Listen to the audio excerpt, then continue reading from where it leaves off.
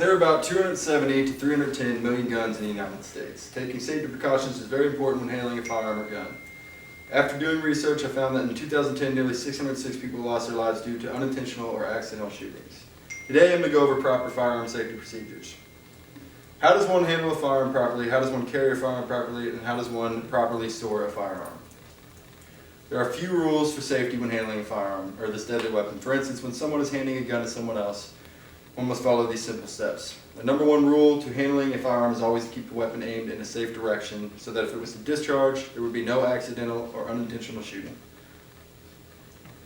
Now, when the gun is aimed in a safe direction, the next step is to release what is known as a clip, magazine, or ammunition delivery system, which is what feeds the ammunition into the gun chamber in order to be fired. This is done by pressing a button located on the gun, usually placed up high on the grip above or next to the trigger.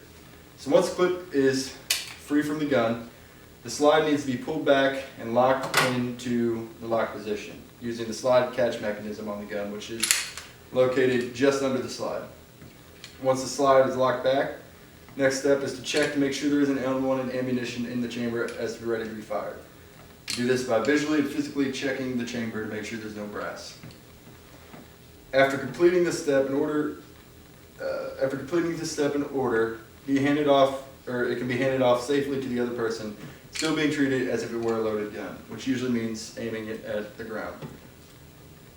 This is the way to properly handle a gun until it is ready to shoot. Once ready to shoot, the clip must be inserted and the slide released.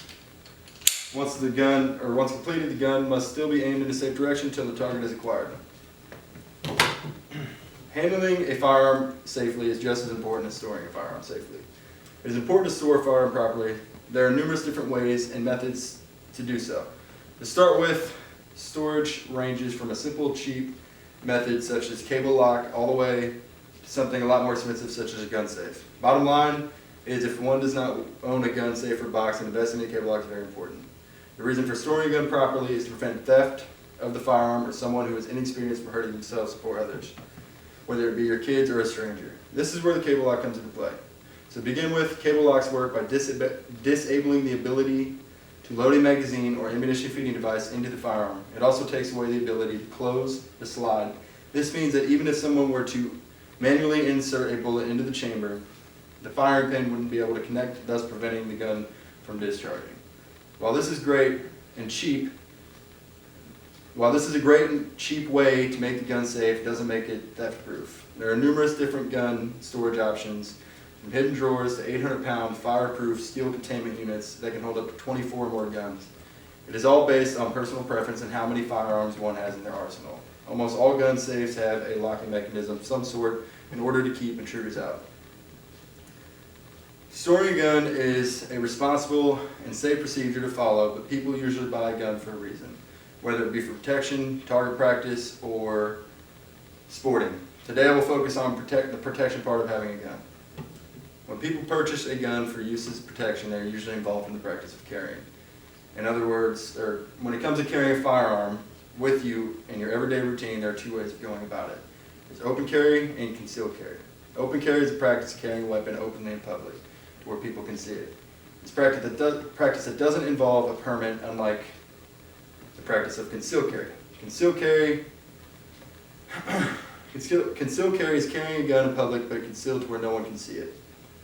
Both of these are based on personal preference and both have their advantages. But when it comes to carrying a gun, one must do it as safely as possible and must know the rules and regulations of participating in this act.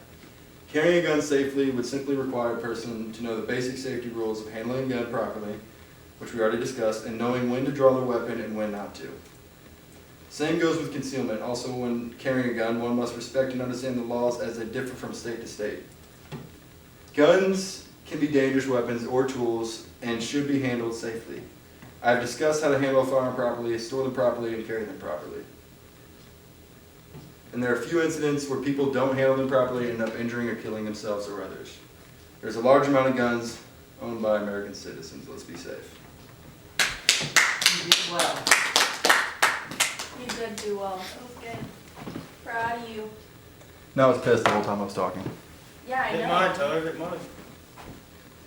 I wonder if it's even long enough. This is supposed to be a certain